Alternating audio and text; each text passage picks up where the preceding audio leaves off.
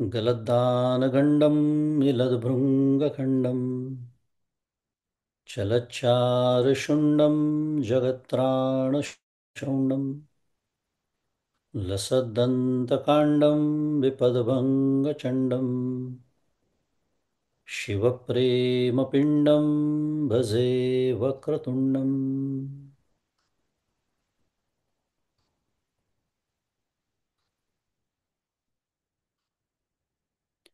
अहं निर्विकल्पो निराकाररूपो विभुर्व्याप्य सर्वत्र सर्वेन्द्रियाणां सदा मे समत्वं न मुक्तिर्न बन्धः चिदानन्दरूपः शिवोऽहं शिवोऽहं चिदानन्दरूपः शिवोऽहं शिवोऽहम्। गुरुर्ब्रह्मा गुरुर्विष्णुः गुरुर्देवो महेश्वरः गुरुः साक्षात् परब्रह्म तस्मै श्रीगुरवे नमः। ब्रह्मानन्दं परमसुखदं केवलं ज्ञानमूर्तिं द्वन्द्वातीतं गगनसदृशं तत्त्वमस्यादिलक्ष्यम् एकं नित्यं विमलमचलं सर्वधी साक्षिभूतं भावातीतं त्रिगुणरहितं सद्गुरुं तन्नमामि। श्री सद्गुरुनाथ महाराज की जय। जय जय रघुवीर समर्थ। श्री राम जय राम जय जय राम। श्री राम जय राम जय जय राम। श्री राम जय राम जय जय राम। श्री राम जय राम जय जय राम। श्री राम जय राम जय जय राम। श्री राम जय राम जय जय राम। श्री राम जय राम जय जय राम। श्री राम जय राम जय जय राम। श्री राम जय राम जय जय राम। श्री राम जय राम जय जय राम। श्री राम जय राम जय जय राम। श्री राम जय राम जय जय राम।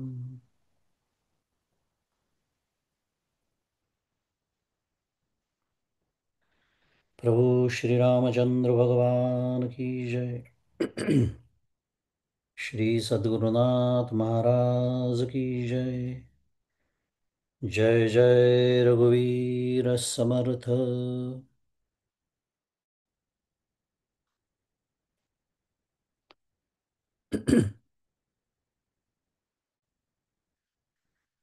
श्रीमद् शंकराचार्य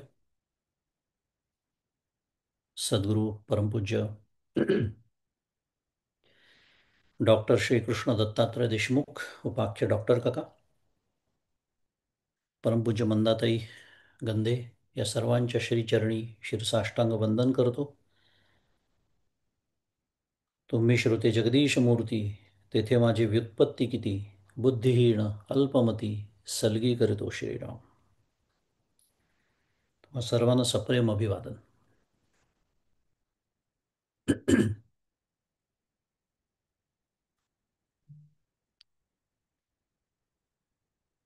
भगवत पूज्यपाद श्री शंकराचार्य कृत विवेक चूडामणी या प्रकरण ग्रंथाचा आपण आचार्य कृपेने यथामती चिंतन करतो आहोत.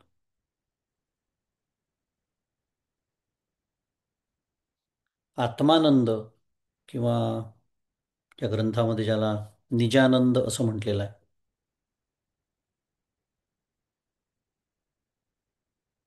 तो ज्याला प्राप्त झालेला आहे,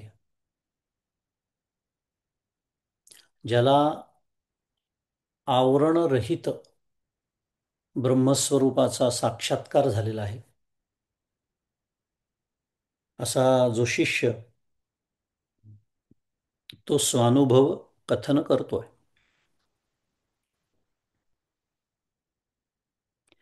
आणि स्वतःचं खरं स्वरूप त्यांनी आकळल्याने, त्याचा अनुभव घेतल्याने, एकरूपत्वाने अनुभव घेतल्याने चिदाभासाच्या वृत्तीचं जे चंचलत्व आहे, चिदाभास छान माहिती आहे सगळ्यांना आपल्याला. आता वृत्तीचं चंचलत्व चिदाभासाच्या, हे बुद्धीचं बुद्धीचे जे धर्म आहेत, कर्तृत्व, भोक्तृत्व, षडविकार, हे खरे धर्म कोणाचे आहेत? बुद्धीचे आहेत. पण या चिदाभासाची जी चंचलता आहे, वृत्तीची चंचलता, त्याच्यामुळे ते माझेच आहेत असा जो भ्रम उत्पन्न होतो, त्याच्याशी माझा काही संबंध नाही असं ह्या शिष्याने जाणलं. कारण त्यांनी स्वतःचं खरं स्वरूप जाणलं. हे सर्व धर्म बुद्धीचे आहेत, संसारादी धर्म ज्याला म्हणतात. एका शब्दामध्ये सांगायचं झालं तर हे खरं आपण काही नव्याने ऐकतो अशातला भाग नाही, पण हे ऐकून ऐकून इतकं गुळगुळीत झालेलं असतं ना, की याचं महात्म्य आपल्या आयुष्यातून नष्ट झालेलं असतं. खरं हे संसारादी धर्मबुद्धीचे आहेत एवढं जरी मी आयुष्यभर लक्षात ठेवलं तरी अखंड अनुसंधानाची सोय आहे. अखंड 24 तास, 24/7 शुद्ध मराठीत साधन माझ्या हातात येऊन पडतं. कारण त्या धर्मांमध्येच तर मी वाहवत जातो, त्या धर्मांमुळेच तर मी विकारी होतो, त्या धर्मांमुळेच तर मी सुख आणि दुःख भोगतो. असो, मुद्दा ते धर्म माझे नाहीत. आत्मरूप मी जो आहे त्याचा या सगळ्याशी काही संबंध नाही. त्यांनी मी लिप्त होत नाही आणि म्हणून मी निर्विकार आहे. असं सर्व तो आपले जे अनुभव आहेत, तो शिष्य काय करतो आहे? कथन करतो आहे, प्रतिपादन करतो आहे. जे जे आचार्यांनी, सद्गुरूंनी त्याला उपदेश म्हणून सांगितलं ते सर्व त्यांनी आता अनुभवलेलं आहे. आणि त्याच्या लक्षात आलं की हो, अरे खरंच मी याच्यापासून वेगळा आहे, बुद्धीपासून मी वेगळा आहे. ती उपाधी आहे, तिचे धर्म आहेत, ती त्रिगुणात्मिका आहे.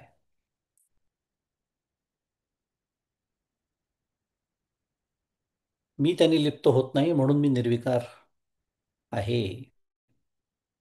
कारण लिप्त झाल्याशिवाय विकार उत्पन्न होतच नाही.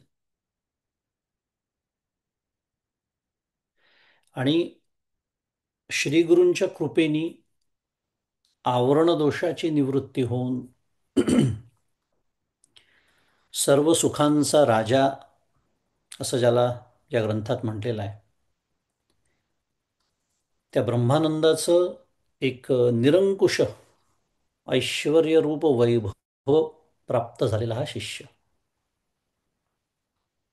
फार सुंदर विशेषण आचार्यांनी इथे वापरली आहे. पुन्हा हे सगळं कशासाठी? आपल्याला त्याच्यातून प्रेरणा घ्यायची एक साधक म्हणून. मला काय प्राप्त होणार आहे, कशासाठी मी परमार्थ करतो आहे? सर्व सुखांचा राजा म्हटलेला आहे. का? कारण ते सुख निरतिशय आहे, तो आनंद निरतिशय आहे. त्याच्याहून जास्त आनंद या जगात आता संभवतच नाही. इतर सर्व सुख ही सातिशय आहेत जगातली. सर्व सुखांचा राजा निरतिशय, असा हा ब्रह्मानंद निरंकुश.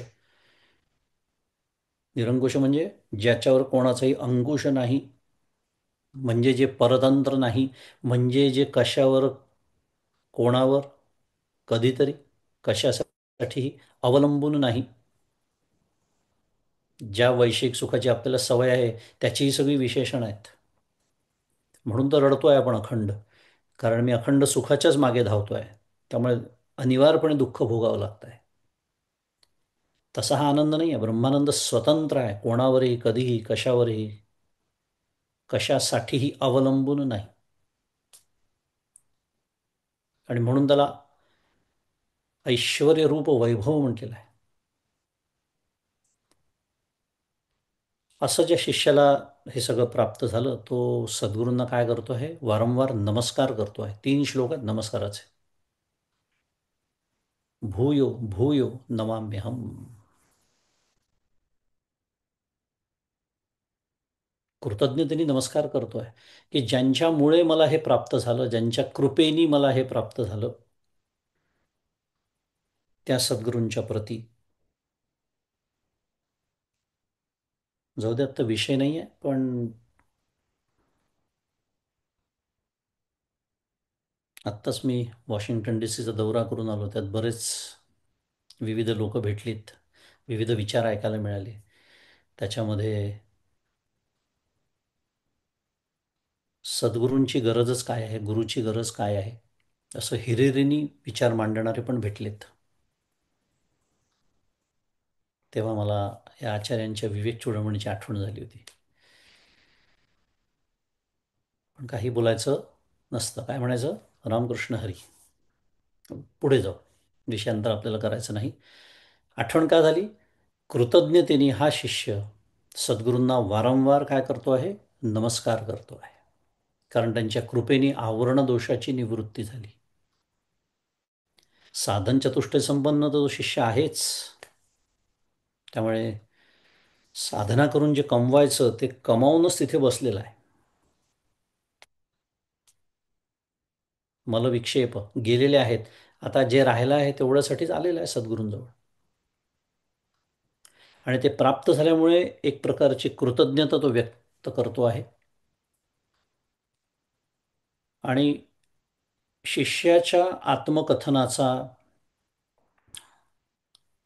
हा जो श्लोकांचा गट आहे, तो श्लोक क्रमांक 521 पर्यंत संपला. शिष्याचं कथन तिथे सांगून झालेलं आहे. आणि पुढे 522 ते 577, म्हणजे किती, जवळपास 50 इतके श्लोक हे श्री गुरु उपदेशाचा उपसंहार या विषयाला प्रारंभ करत आहेत. हे शिष्याचं सर्व अनुभव कथन झाल्यानंतर एक काय म्हणूया, हा जो आत्मानुभव घेतलेला आता शिष्य आचार्यांच्या समोर बसलेला आहे, तो सद्गुरूंचा म्हणजे या संदर्भात आद्य शंकराचार्यांचा निरोप घेण्याच्या आधी आचार्य त्याला काय करतायत, सार रूपाने पुन्हा एकदा उपदेश करीत आहेत. म्हणून या विषयाचं शीर्षक काय आहे, श्री गुरु उपदेशाचा उपसंहार. शेवटचा उपदेश, उपसंहार, अंतिम उपदेश. आणि त्यामुळे या गटातील श्लोकांची जी भाषा आहे ती प्रामुख्याने कशी आहे, आज्ञार्थक आहे किंवा उपदेशात्मक आहे. असं असं कर किंवा असे असे करावे, या पद्धतीची भाषा बहुतांश श्लोकांमध्ये आहे. का, कारण शिष्याला जे प्राप्त व्हायला हवं आहे, ज्याच्यासाठी शिष्य सद्गुरूंकडे आला होता, साधन चतुष्टय संपन्न होऊन, त्याला ते प्राप्त झाल्यानंतर, त्यांनी स्वतःचा अनुभव कथन केल्यानंतर, आता शिष्याच्या निरोप घेण्याची वेळ जवळ येते आहे, तेव्हा आपण ज्याला म्हणतो ना, जाता जाता, जाता जाता केलेला उपदेश आहे. त्यामुळे पुन्हा एकदा स्वाभाविकपणे त्याच्यात काही गोष्टींची पुनरावृत्ती आहे, तरीसुद्धा हा संदर्भ लक्षात ठेवायचा म्हणून मी एवढं सगळं बोललो, नाही तरी आवश्यकता नव्हती. काय, कोणत्या परिस्थितीमध्ये आचार्य बोलतात आहेत? कारण स्वानुभव, आत्मानुभव प्राप्त झालेला आहे. त्यामुळे आता आज्ञार्थक उपदेशात्मक बोलतायत, पण कोणत्या पद्धतीचा उपदेश करतायत? आता आत्मज्ञान ज्याला प्राप्त झालंय त्याला पुन्हा उपदेश, असे विचार करायला हवे. हो, त्याला पुन्हा उपदेश, हेच तर शिकायचं आहे आपल्याला.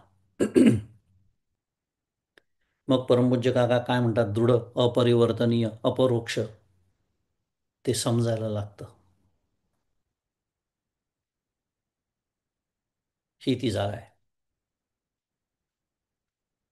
त्यामुळे आज्ञार्थक आहे, उपदेशात्मक आहे. आणि हा गट, या गटाचा अभ्यास सुरू झाला होता आणि त्याच्यात आचार्याने उपदेश करायला सुद्धा सुरुवात केली होती, की हा जो संसार आहे, हा काय आहे? तर ब्रह्मज्ञानाच्या प्रतीतीचा प्रवाह आहे. अध्यारोपित नामरूप कर्म द्वारेण ब्रह्म निर्दिश्यते, आचार्य बोलतात भाष्यामध्ये. तेच सांगणं इथे चाललंय, की डोळे उघडे आहेत, कान उघडे आहेत, इंद्रिय कार्यक्षम आहेत, प्रतीती होणारच आहे जगताची, मायेची प्रतीती होणार आहे, पण तो जो प्रतीतीचा प्रवाह, तो ब्रह्मज्ञानाचाच प्रवाह आहे. म्हणून हे सद्रूप ब्रह्मच आहे.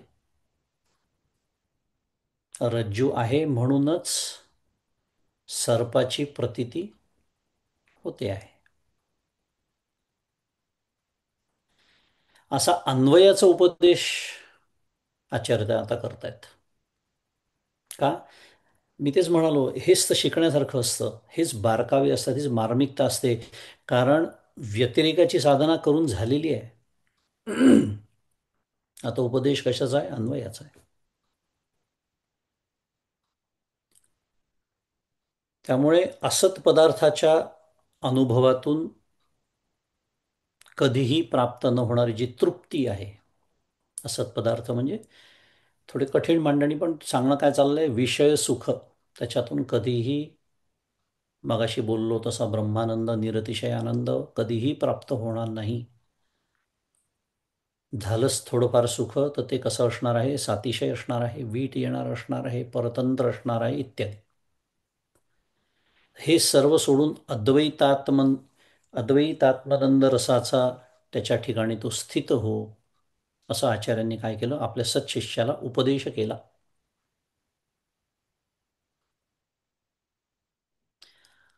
आणि मागच्या वेळेला श्लोक क्रमांक 525 पर्यंत आपला अभ्यास झाला होता. आता अभ्यासासाठी, पुढच्या अभ्यासासाठी 526 क्रमांकाचा श्लोक आहे आपल्यासमोर,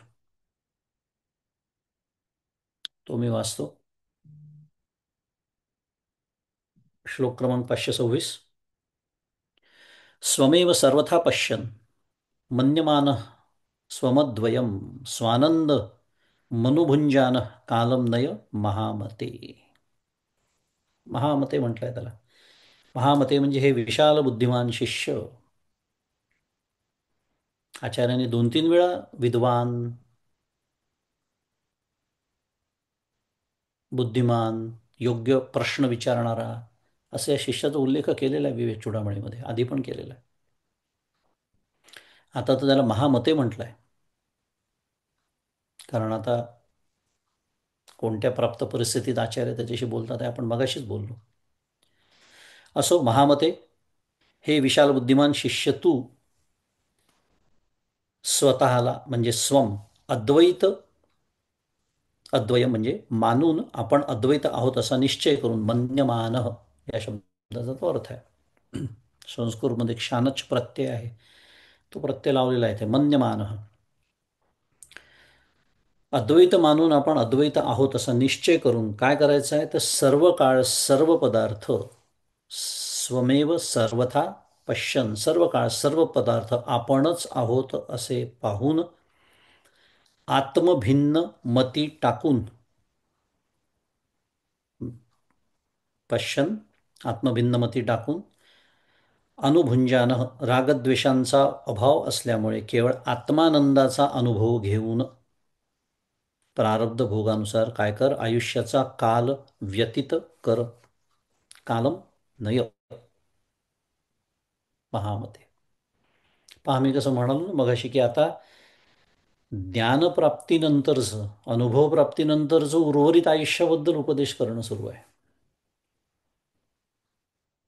म्हणून उपदेश आहे, कारण शेवटी जगावं द्वैतातच लागणार आहे. जोपर्यंत देह आहे, जोपर्यंत काय म्हणूया, एक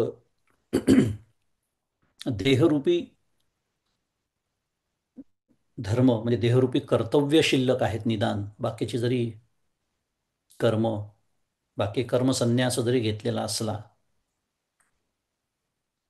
आरुरुक्षोर्मुनेर योगम कर्म कारण मुच्यते, ही अवस्था आता निघून गेलेली आहे. योगारूढस्य तस्यैव शमः कारण मुच्यते, भगवद्गीता.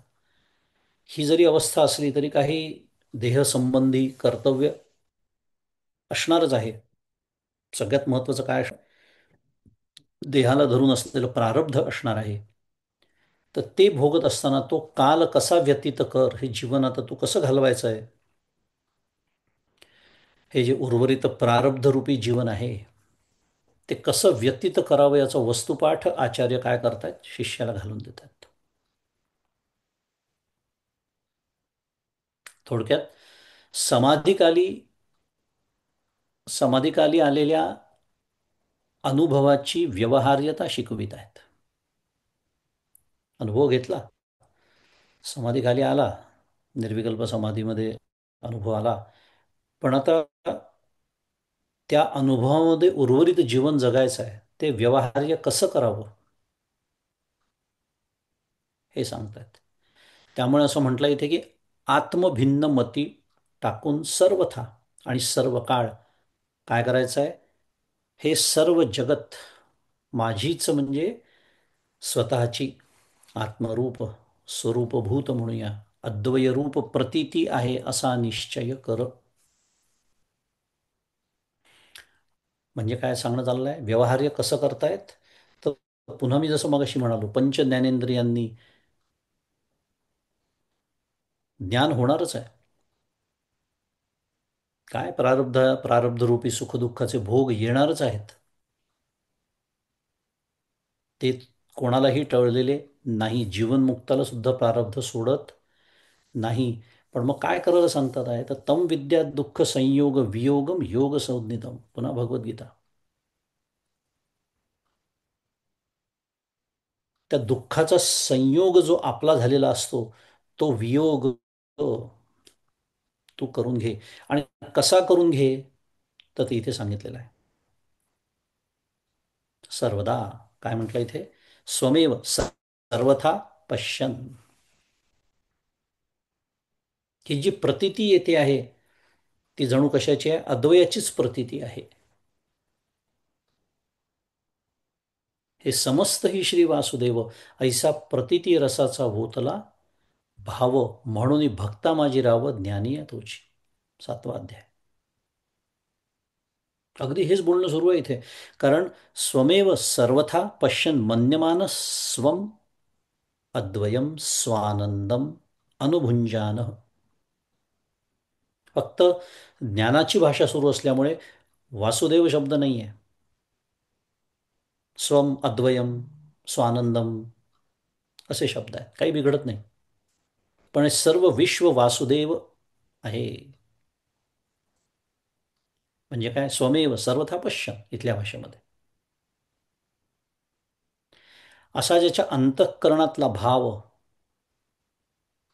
हा कशाचा आहे, अनुभवरूपी रसाचा ओतलेला भाव माऊली म्हणते. हे समस्तही श्री वासुदेव ऐसा प्रतिती रसाचा ओतला भाव. इथे सुद्धा छान प्रतिती शब्द झालेला आहे. प्रतीती काय सुरू आहे? ही प्रतीती तर मीच हे सर्व काही झालेलो आहे. भक्तीच्या प्रांतामध्ये श्री वासुदेव आहे, समस्त ही श्री वासुदेव. त्यालाच भगवंत काय म्हणतात आहे? भक्तांमधला तो राजा आणि ज्ञानीही तोच.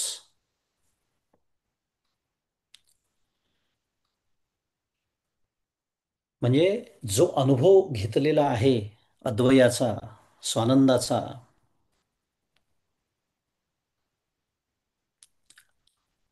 त्या आत्मानंदाचा अनुभवच हे जे काही माझ्या समोर येत आहे आता, प्रारब्ध काय म्हणूया वशामध्ये, ते सर्व मीच आहे. याच अनुभवामध्ये, याच धारणेमध्ये तू स्थित राहा. कालम नय महामते. मी मग जसं मगाशी म्हणालो, आज्ञार्थक किंवा उपदेशात्मक असा उपदेश आहे की उरलेला तुझा उर्वरित काळ या पद्धतीने तू घालव.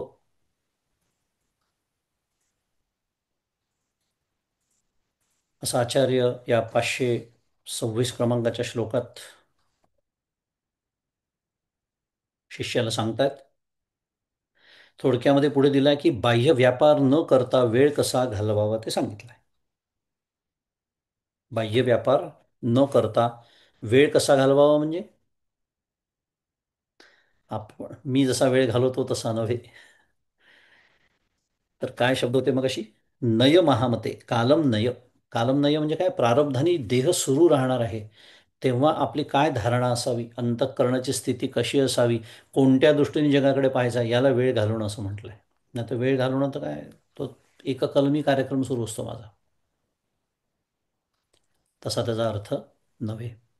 जीवन कसं जगावं असा त्याचा अर्थ. आता हाच विषय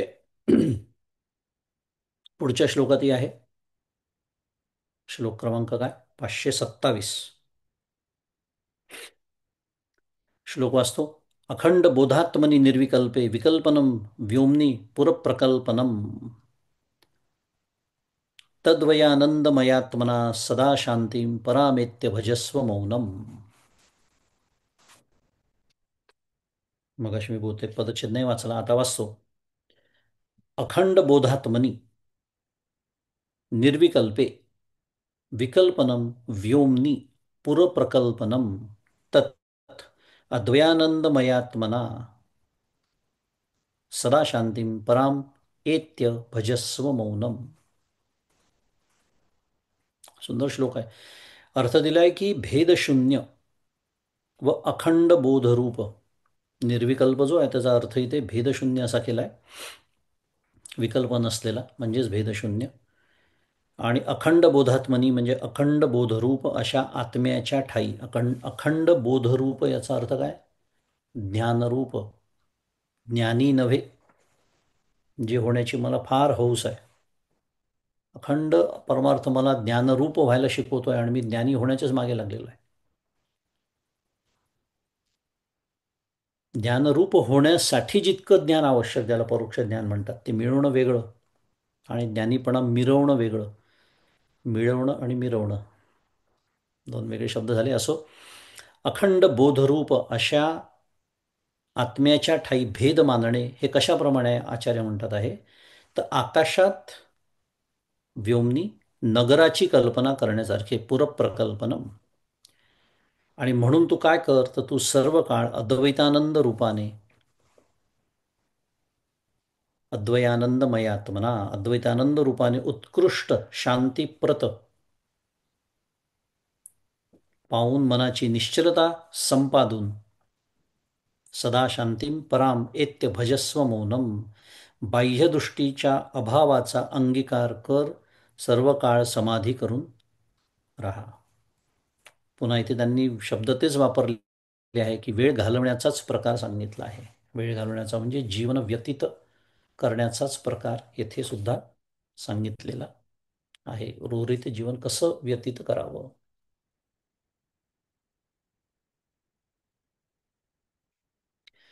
अद्वैतानंद रूप प्राप्त शांतीने.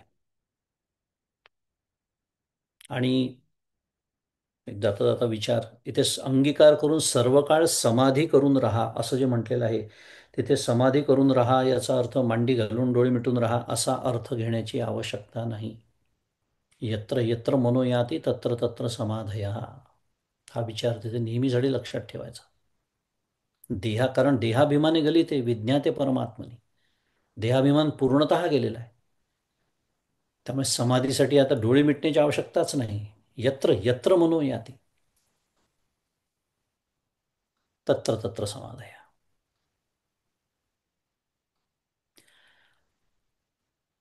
त्यामुळे उर्वरित जीवन कसं व्यतीत करायला सांगितलंय? तर अद्वैतानंद रूप प्राप्त शांतीने मनाची निश्चलता संपादन करून. आणि इथे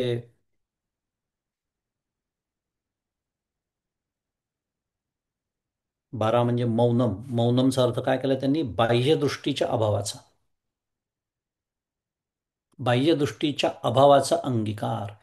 आता थोडंसं नकारात्मक मांडणी आहे. बाह्यदृष्टीच्या अभावाचा अंगीकार म्हणजे साध्या भाषेत आपण त्याचं काय करायचं? अंतर्दृष्टीचा स्वीकार. बाह्यदृष्टीचा अभाव म्हणजे काय? अंतर्दृष्टीचा स्वीकार. महत्वाचं सांगण्यात आलेलं आहे.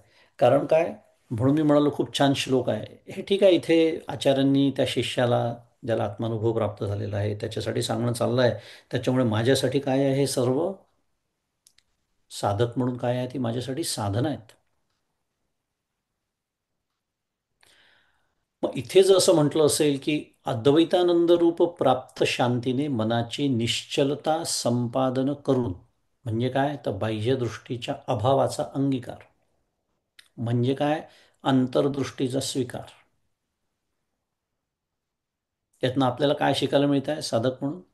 म्हणून मी साधनेचा उल्लेख केला की मनाच्या चंचलतेस काय कारण आहे?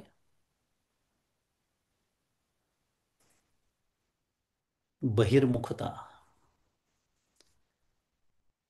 काय आहे हे सगळं? ठीक आहे, त्या शिष्याला आत्मानुभव प्राप्त झाला, सद्गुरू त्याला ज्ञानोत्तर उपदेश करतात आहे असंही म्हणूया. पण मी माझा जेव्हा विचार करतो एक साधक म्हणून, तेव्हा माझी समस्या ही आहे की इतके वर्ष परमार्थ प्रांतात घालवल्यानंतर सुद्धा मनाचं चांचल्य अजूनही माझ्या नामस्मरणाच्या, ध्यानाच्या, साधनेच्या आड येतं.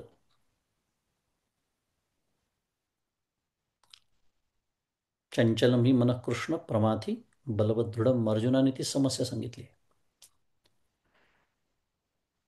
भगवंतांनी उपाय पण सुचवलाय. सगळं माहिती आहे आपल्याला. अभ्यास योगेन कौंतेय वैराग्येण च दुह्यते.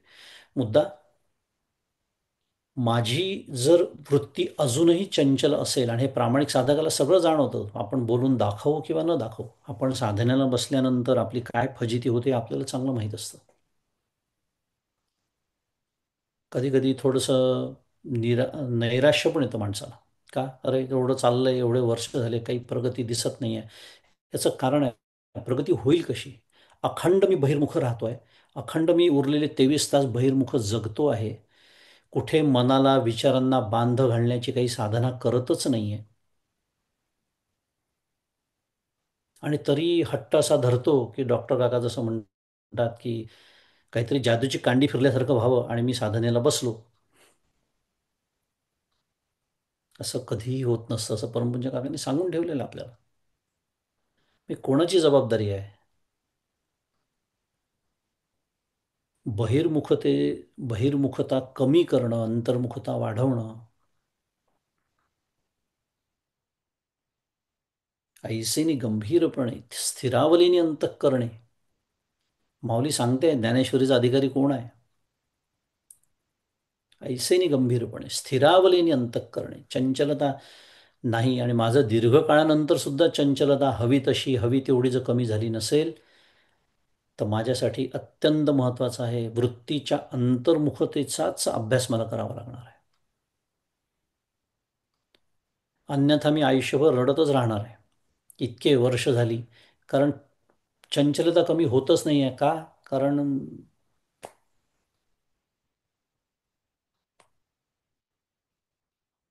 वृत्तीची जी बहिर्मुखता आहे ती कमी करण्याचं मी नावच घेत नाही आहे. 24 तास अखंड व्यक्ती, वस्तू, घटना, परिस्थिती. परमपूज्य काकांनी पुन्हा छान करून दिलेलं वर्गीकरण.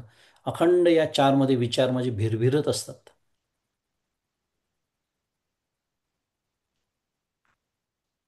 त्यामुळे वृत्तीच्या अंतर्मुखतेचाच अभ्यास आता करावा लागणार आहे.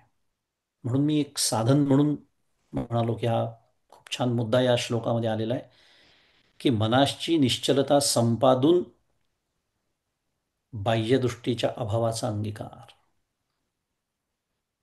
त्यामुळे अंतर्निष्ठ तितुके तरले, अंतर्भ्रष्ट तितुके बुडाले, बाह्याकारे भरंगळले, लोकाचारे समर्थ म्हणतात. अंतर्निष्ठ तरून जातात. आणि ज्याचं चित्त काय आहे, सदैव पांगलेलं आहे, अखंड पांगलेलं असतं आपलं चित्त. बहिर्मुख म्हणजे काय, पांगलेलं. आणि कशाच्या बाबतीत पांगलेलं? साधं गणित आहे, मी आणि माझं अखंड विचार, मी आणि माझे संबंधित. सामान्यांच्या आणि मग आचार विचारांच्या बहिरंगामध्ये ते वाहून जातं, अक्षरशः वाहून जातं. एक परमपूज्य काकांचं एक सुंदर विधान मला आत्ता आठवलं, ते सांगतो तुम्हाला. कारण काकांचे असे विचार असतात ना, ते ज्याला शुद्ध मराठीत वन लाईनर्स म्हणतात. मी नेहमीच सांगतो की ते छापावे आणि चिकटवून ठेवावे घरात भिंतीवर कुठेतरी, जिथे येता जाता दिसतील. कारण येता जाता मला स्मरण करावं लागतं या गोष्टींचं, स्वतःला करून द्यावं लागतं म्हणून. फ्रीजवरही लावू शकतो, जिथे जास्तीत जास्त वेळ माझा जातो. काय म्हणतात काका, एका वाक्यात सांगतात. हे जे सगळं आपण बोलतो हे एका वाक्यात परमपूज्य काकांनी सांगितलेलं आहे. जेवढे रूपाकडे जे लक्ष जास्त, लक्षपूर्वक ऐकण्यासारखं वाक्य आहे. जेवढं रूपाकडे लक्ष जास्त म्हणजे स्वतःच्या आणि दुसऱ्याच्या, तेवढं स्वरूपाकडे लक्ष कमी. संपलं. इतकं सुंदर सांगून ठेवलं आहे परमपूज्य काकांनी. कारण हेच अखंड दिवसभर माझं सुरू असतं. एक तर माझ्या रूपाकडे लक्ष असतं, आणि माझ्या रूपाकडे लक्ष असतं म्हणूनच दुसऱ्याच्या रूपाकडे लक्ष असतं. आता रूपाकडे लक्ष या एका शब्दात परमपूज्य काकांनी सगळं बहिर्मुखता गुंडाळून टाकली. आणि वास्तव माझ्या हातात ठेवलं साधक म्हणून. काय, जेवढं रूपाकडे लक्ष जास्त, तेवढं स्वरूपाकडे लक्ष कमी. संपला विषय. तसेही काका खूप सैद्धांतिकच बोलतात. पण काय सुंदर एक साधन. हे जर अखंड मी लक्षात ठेवलं, तर मग माझी बहिर्मुखता प्रत्येक वेळेला मी सावध होईन. अरे नाही, हा विचार हा बहिर्मुखतेचा आहे. अरे नाही, हा विचार, याच्यावर माझं तसंही काही नियंत्रण नाही आहे. कशाला याचा विचार करायचा? कशाला त्या व्यक्तीचा एवढा अवास्तव, अवाजवी, नको तितका जास्त, असं मी जेव्हा छाटायला सुरुवात करतो, परमपूज्य काकांचा शब्द आहे, तेव्हा मग मला स्वरूपाकडे वेळ द्यायला एक जीवनामध्ये काय म्हणूया, वाव निर्माण होतो. हळूहळू वृत्ती अंतर्मुख होते. आणि मग इथे जे या श्लोकामध्ये जे म्हटलेलं आहे की अद्वैतानंद रूपाने उत्कृष्ट शांतीप्रत पाहून मनाची निश्चलता संपादून. आता इथे मनाची निश्चलता हा तर त्याचा स्वाभाविक होणारा परिणाम आहे, पण माझ्यासाठी तेच साधन आहे हे आपण बघतोय. असो, याच याचं स्पष्टीकरण देणारा पुढचा श्लोक आहे. श्लोक क्रमांक 528, तो वाचतो. तूष्णीमवस्था परमोपशांतिर्बुद्धेरसत्कल्प विकल्प हेतु ब्रह्मात्मना ब्रह्मविदो महात्मनो यत्राद्वयानंद सुखम निरंतरम.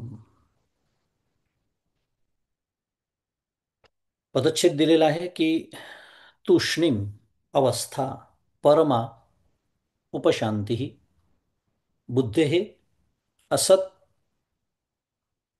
असत्कल्प विकल्प हेतु ब्रह्मात्मना ब्रह्मविद महात्मन यत्र अद्वयानंद सुखम निरंतरम. तोच विषय सुरू आहे. अर्थ दिलाय की ब्रह्मनिष्ठ महात्म्याची मिथ्याभूत कल्पनास हेतुभूत अशी जी बुद्धी, त्या बुद्धीची ब्रह्मरूपतेने चेतनाच्या ठायी जी लयरूप अवस्था, ती उत्कृष्ट शांती, ही सर्वथा द्वैत विस्मृतीरूप विक्षेपरहित अवस्था आहे. आणि त्या अवस्थेत बाह्या बाह्याभ्यंतर अनात्म प्रत्ययांचे व्यवधान नसून सहज अद्वयानंदाचा अनुभव होतो. पुढे दिलाय की पूर्व श्लोकातील मौनम भजस्व या पदांचे विवरण इथे केलेले आहे. थोडी गुंतागुंतीची मांडणी आहे. कारण काय म्हणतात त्याला, अन्वय, संस्कृत श्लोकाचा अन्वय लावताना अर्थ करताना आणि पुन्हा कंसामध्ये काही जास्तीचे शब्द दिले आहेत, नीट त्याचा अर्थ कळावा म्हणून थोडी गुंतागुंतीची मांडणी वाटते आपल्याला. तशी ती नाही. आपण थोडंसं त्याचा अर्थ लावून म्हणजे लक्षात येईल की मिथ्याभूत कल्पना, इथून सुरुवात करू आपण. मिथ्याभूत कल्पना कोणामुळे आहेत? हेतुभूत जो शब्द आहे ना पुढे, हेतुभूत म्हणजे काय? बुद्धीमुळे. मिथ्याभूत कल्पना म्हणजे मिथ्या गोष्टींची कल्पना बुद्धी करते. सोपं झालं की नाही? पण त्या बुद्धीचं काय झालंय आता? आता ब्रह्मरूपतेने लयरूप अवस्था झालेली आहे त्याची चेतनाच्या ठिकाणी. कोणाची? तर त्या ब्रह्मनिष्ठ महात्म्याची. आता समजायला सोपं झालं. लयरूप अवस्था झाली आहे आणि त्याच्यामुळे काय झालंय तर उत्कृष्ट अशी एक शांती, इथे छान शब्द वापरलाय. काय म्हटलंय? यत्र अद्वयानंद सुखम निरंतरम, आणि त्याच्याही आधी परमा उपशांती ही उत्कृष्ट शांती सर्वथा. ती शांती कशी आहे तर सर्वथा द्वैत विस्मृतीरूप विक्षेपरहित अवस्था ती आहे. विक्षेपरहित उलटं वाचायचं म्हणजे लवकर कळतं. विक्षेपरहित, पण कशामुळे? तर द्वैत विस्मृती रूप. म्हणजे विक्षेप हे कशाचं लक्षण आहे? हे द्वैताचं लक्षण आहे. सारखे विक्षेप चांचल्य येतं, मगाशीच आपण बोललो कशाचं लक्षण आहे? ते द्वैत सत्यत्वाचं लक्षण आहे. असं छान उलगडता आलं पाहिजे आपल्याला हे. आणि त्यातनं मला काय घ्यायचं आहे हे महत्त्वाचं आहे. आणि अशा त्या अवस्थेमध्ये काय होतं तर बाह्याभ्यंतर अनात्म प्रत्ययांचं व्यवधान तिथे नसतं.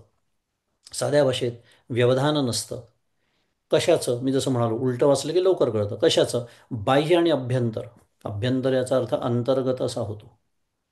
बाह्य म्हणजे बाहेरचं, अभ्यंतर म्हणजे आतलं. साध्या भाषेमध्ये कुठलंच व्यवधान नाही.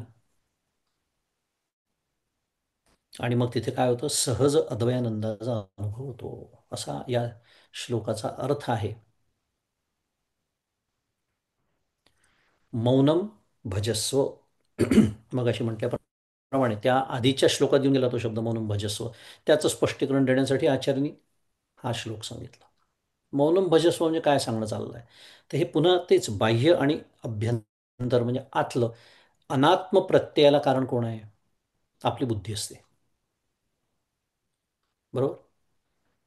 थोडी शास्त्रीय भाषा आहे म्हणून मांडणी कठीण वाटते, पण साध्या भाषेमध्ये बुद्धिवृत्ती ज्याला म्हणतो आपण, वृत्ती उठते की नाही? संकल्प उठतो, हे करावं ते करावं, हे पाहावं ते पाहावं. मग बुद्धिनिश्चय निर्णय करते. विकल्प, संकल्प, विकल्प. बुद्धीचं काम निर्णय, चित्ताचं काम अवधारण करणे, धरून ठेवणे. आणि हे सर्व अहंकाराच्या मैदानावर सुरू असतं. या ज्या सर्व बुद्धीच्या वृत्ती आहे त्याला अनात्म प्रत्यय असं म्हटलेलं आहे. आणि म्हणून त्याला कारण आपली बुद्धी हीच असते. मग ते आतलं असो का बाहेरचं असो, आतल्याचा अनुभव तेव्हाच. म्हणून तुम्ही मगाशी म्हणालो साधनेला बसल्यानंतर बाह्याचा संबंधच नाही आहे. डोळे मिटलेले आहेत, बैठकीची साधना सुरू आहे, पण डोळे जरी मिटले असले तरी काय झालं? जग आहे ना आतमध्ये साठवलेलं सगळं, ते आतलं अंतर्गत. हा सगळा आतला असो बाहेरचा असो, हा जो अनात्म प्रत्ययाचा कार्यक्रम सुरू आहे त्याला कारण आहे बुद्धी आपली. पण इथे जे वर्णन सुरू आहे ते काय म्हणतात आहे की याच बुद्धीच्या ज्या वृत्ती आहेत त्या ब्रह्मतत्वाच्या ठायी काय झाल्या आहेत? लय पावल्याने काय झालंय? विक्षेपरहित. कारण त्यामुळे तिथे अनात्म प्रत्यय नसल्यामुळे विक्षेप नाही आहे. विक्षेप नसल्यामुळे काय होत आहे? परमशांतीची अवस्था प्राप्त होते. जी शांती मला हुलकावण्यात येते एवढी वर्ष झाली परमार्थामध्ये. कारण चांचल्य पुन्हा पुन्हा गाडी तिथेच येणार आहे. म्हणून तो वैराग्याचं एवढं महत्त्व कशासाठी सांगितलं जातं?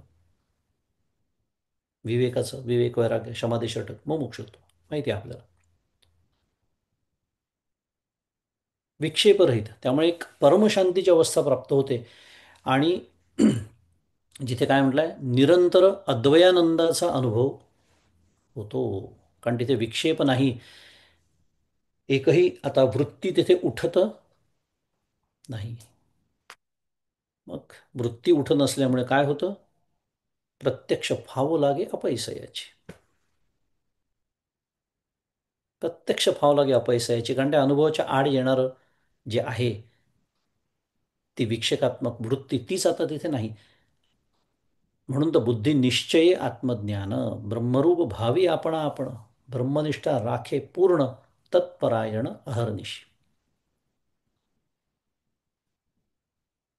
बुद्धिनिश्चय आत्मज्ञान, ब्रह्मरूप भावी आपण म्हणजे आता या ओवीचा अनेक वेळा उल्लेख होऊन गेलेला आहे, त्यामुळे त्याचा अर्थ सांगण्याची आवश्यकता नाही. परंतु या चालू संदर्भामध्ये का आठवली, तर इथे साधनेचा अनुक्रम या दृष्टीने नाही विचार करायचा या ओवीचा, तर ज्ञानभूमिकांचा जो अनुक्रम आहे त्या दृष्टीने. कारण इथे निरंतरम शब्द आलेला आहे, तत्परायण अहर्निशी, ब्रह्मनिष्ठा राखे पूर्ण, तेच सांगणं चाललेलं आहे. बाह्यभ्यंतर, बाह्य असो का अभ्यंतर असो, त्या वृत्ती तिथे लीन झाल्यामुळे, ब्रह्मनिष्ठा पूर्ण असल्यामुळे, तत्परायण असल्यामुळे, अहर्निश तत्परायण असल्यामुळे, निरंतरम यत्र अद्वयानंद सुखम, हे इथे सांगणं चाललेलं आहे. काय आचार्यांनी हा श्लोक का सांगितला, पुन्हा एकदा 528 क्रमांकाचा. आधीच्या श्लोकामध्ये भजस्व मौनम जे म्हटलेलं आहे, भजन करणं, मौनामध्ये तू भजन कर म्हणजे काय, तत्परायण अहर्निशी तू राहा, अखंड ब्रह्मनिष्ठ राहा. त्या अम, लयरूप जी अवस्था आहे, ज्याला उत्कृष्ट शांती म्हटलं आहे, कारण तिथे द्वैत विस्मृतीरूप विक्षेपरहित ती अवस्था आहे, त्या अवस्थेमध्ये तू राहा. म्हणजेच काय कर, मौनम भजस्व,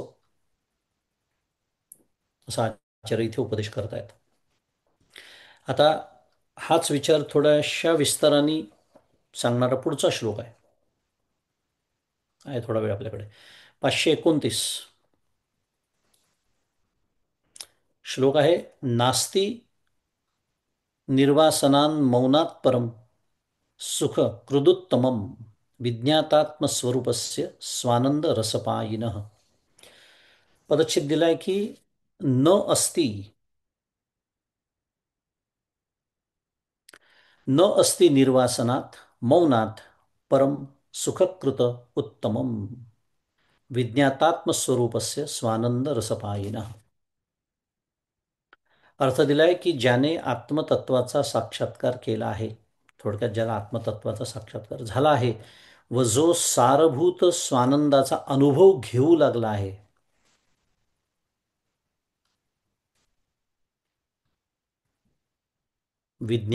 विज्ञातात्म स्वरूपस्य आणि स्वानंद रसपायीनाचा अर्थ आहे सारभूत स्वानंदाचा अनुभव घेऊ लागला आहे, अशा पुरुषाला बाह्याभ्यंतर वासनारहित पूर्वोक्त मौनाहून दुसरे श्रमपरिहार करून सुख देणारे उत्कृष्ट साधन विद्यमान नाही. थोडक्यात दिला पूर्वोक्त अर्थच विस्ताराने सांगितलेला आहे. आधीचाच जो अर्थ आहे तो जरा विस्ताराने सांगितला आहे. का, कारण भजस्व मौनम ह्याच्यावरच बोलणं सुरू आहे अजून. पण नेहमीप्रमाणे साधक म्हणून एक अत्यंत महत्वाचं पद माझ्यासाठी इथे आलेलं आहे. काय, निर्वासनात मौनात, हे जे पद आहे, सुखकृत उत्तमम, निर्वासनात मौनात, पंचमी विभक्ती आहे. म्हणजे काय, काय आहे ना, थोडंसं का म्हणून मी बोलतोय आणि साधकासाठी महत्वाचं असं म्हणालो, कारण कुठेतरी मौन म्हटलं की आपल्याला केवळ वैखरीने शांत राहणं असं आपल्या कुठेतरी डोक्यात असतं. बहुतेक ही पण मांडणी कठीण झाली असेल. वैखरीने शांत राहणं म्हणजे न बोलणं किंवा कमी बोलणं, किंवा काही जण असतात ना, बाबा माझं सोमवारी मौन असतं किंवा गुरुवारी मौन असतं. चांगली गोष्ट आहे, साधना म्हणून चांगली गोष्ट आहे. पण इथे मौनाची व्याख्या ही नाही हे सांगण्यासाठी बोलतोय. निर्वासनात मौनात आचार्यांनी त्याला एक अतिशय सुंदर विशेषण शुद्ध मराठीत ॲडजेक्टिव्ह लावलेलं आहे. त्याच्याकडे मी लक्ष वेधतो आहे आपल्या सर्वांचं. महत्वाचं पद आहे ते, निर्वासनात मौनात आणि म्हणून सुखकृत उत्तमम. मी जे मौन पाळतो ते सुखकृत असतं का? नाही का? कारण ते निर्वासनात नसतं. हा विषय सुरू आहे. आता काय सुरू असतो? वासनांचा धुमाकूळ सुरू असतो आणि वरून वैखरीचं मौन असतं. का? कारण माझी साधना आहे, मी सोमवारी माझं मौन असतं की नाही. आणि आतमध्ये काय आहे? वासनांचा धुमाकूळ आहे. परिणाम काय होतं? पाठी भरते. विनोदाचा विषय, आपल्याला कुठल्याही साधनेला नावं नाही ठेवायचे, नावं ठेवणं सुरू नाही आहे. पण आतमध्ये जर वासनांचा धुमाकूळ असेल आणि मी मौन म्हणजे फक्त वैखरीचं पाळत असेल, तर त्याला खरं मौन म्हणावं का, हा प्रश्न आहे. याचा अर्थ ते साधन करू नये असं नव्हे. सुरुवात तशीच असते. पण त्यांनी पाठी भरते म्हणजे काय? कळत असेल मी काय बोलतोय. मौनात असल्यामुळे बोलता येत नाही, मग ते पाठीवर लिहून दाखवतात ना लोक ती. कधी कधी तर फुटते सुद्धा. आलं असेल लक्षात मला काय म्हणायचं आहे. कारण आतमध्ये धुमाकूळ सुरू आहे, बोलता तर येत नाही आहे.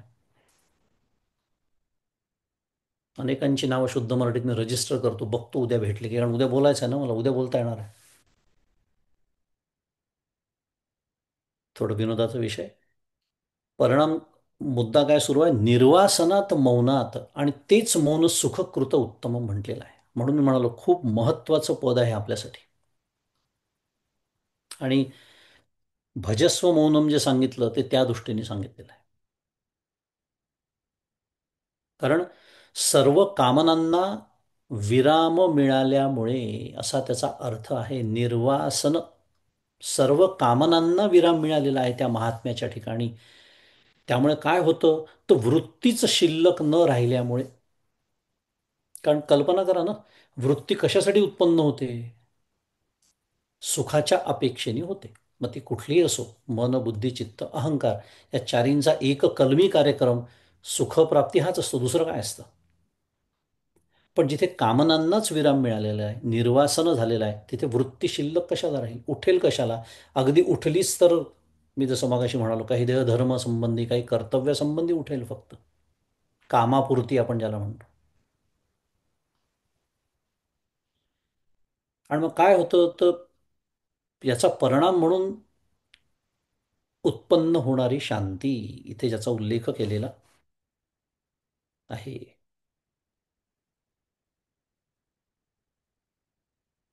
एक शांती उत्पन्न होते.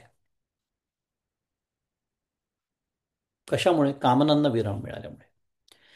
पण ही जी शांती आहे ती वासनेच्या पूर्तीने येणारी नव्हे, तर वासनेच्या समाप्तीमुळे प्राप्त होणारी शांती आहे. वासनेच्या पूर्तीमुळे येणार नाही. वासनेच्या पूर्तीने म्हणजे साध्या भाषेत बोलूया, विषय सुख. विषय सुखाने एक क्षणभर, तोही वेदांताचा फार सुंदर विषय आहे. मी तर नेहमीच तो श्लोक सांगतो, विषयेषु अपि लब्धेषु वगैरे. कशासाठी? की त्या क्षणापुरती का होईना, खरं वासनापुरती नव्हे, वासना संपल्यामुळे सुख प्राप्त होतं. पण वेगळा विषय, आत्ताचा विषय नाही आपला, अप्रतिम विषय आहे खरं तो. पण विषय सुखाच्या निमित्ताने ते प्राप्त होतं, म्हणून वासनेच्या पूर्तीने असं म्हणूया आपण. पण त्यांनी येणारी ही शांती नाही आहे. मग ही शांती कशामुळे? अरे वासना शिल्लकच नाही आहे, म्हणून ही शांती आहे. मुंडमाऊली 6व्या अध्यायात म्हणते की नाही, तया स्वांत करण जीता सकल कामोपशांता परमात्मा परवता दूरी नाही. अप्रतिम ओवी आहे, पुन्हा लिहून ठेवण्यासारखी. कारण हे सगळं, हे अशी मार्मिकता माझ्या हातातून सुटत गेली आणि मी साधना करतो आहे परमार्थाची. मग डॉक्टर काकांनी त्याला शब्द दिलाय, साधनाभास. तया स्वांतःकरण जिता, ज्यांनी स्वतःचं अंतःकरण जिंकलं आहे, सकळ कामोपशांत, त्याच्या सर्व विषय वासना नष्ट झालेल्या आहेत, सर्व वासना नष्ट झालेल्या आहे निर्वासनात, मौनात. ते खरं मौन. मौनाची व्याख्या काय असं अनेक वेळेला लोक विचारतात. आचार्यांनी दिलेलं आहे ते. निर्वासनात, मौनात. परमात्मा पर होता, दूरही नाही. अशा मनुष्याला परमात्मा दूर नाहीच आहे. ते तत्व वस्तुतः आणि देशतः दूर नाही, कारण मुळात तेच मी आहे. म्हणजे थोडक्यात काय येत आहे माझ्या आणि परमात्म्याच्या किंवा माझ्या स्वरूपाच्या आड? इतकं साधं, वासना, इच्छा. आणि ते परमात्म असं मौन ज्याला प्राप्त झालेलं आहे, त्याचं काय इथे, विज्ञातात्म स्वरूपस्य स्वानंद रसपायिन, त्याला त्या आनंदाची प्राप्ती आहे. त्या आनंदामध्ये, आणि आचार्य तर इथपर्यंत म्हणतात आहे की असं हे सुख, उत्कृष्ट सुख प्राप्त करून देणारं सुखकृत उत्तमम, काय म्हटलं आहे, दुसरं साधन नाही, विद्यमान नाही. कारण खरं म्हटलं तर मोक्षाची काय म्हणूया व्याख्याच ही आहे. न मोक्षो पृष्ठे पाताले न च भूतले, सर्वासा संक्षयोच्चेत मोक्ष इत्यभिधीयते. योग वसिष्ठ.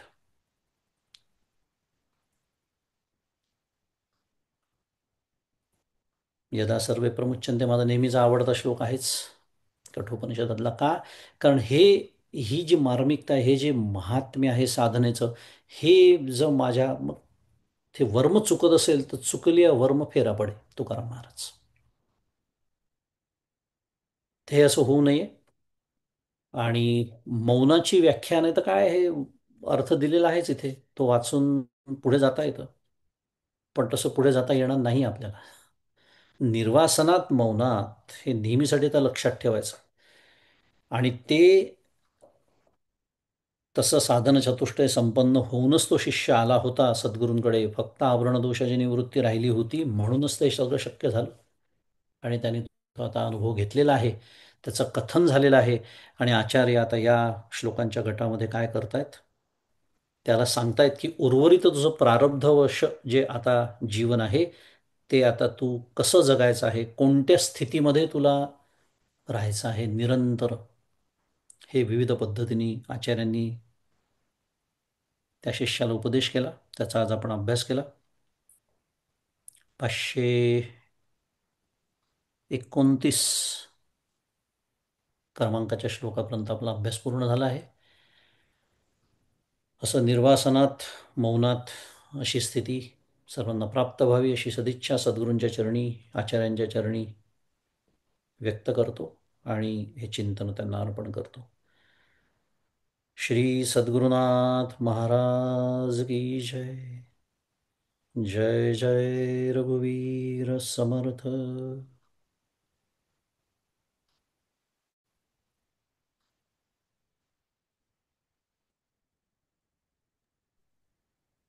धन्यवाद मंगेश दादा. पुन्हा एकदा तुम्हाला साष्टांग नमस्कार. आज प्रश्न घ्यायला वेळ नाही आहे ना? नाही घ्यायचा, बरं, ठीक. मग मी शेवटचा श्लोक घेतो, आपण थांबू. भावी पूर्ण कृपा गुरु मजवरी, प्रार्थित भावे तुला, वारी सर्व अरिष्टने उनिलया, संमोह जो वाढला, अज्ञानांधजनांसी मुक्त करुणी, शांती पदी बैसवी, विनती हीच असे न मागत तुझे, भक्ती तुझी ही हवी. श्री सद्गुरुनाथ महाराज की जय. जय श्रीराम.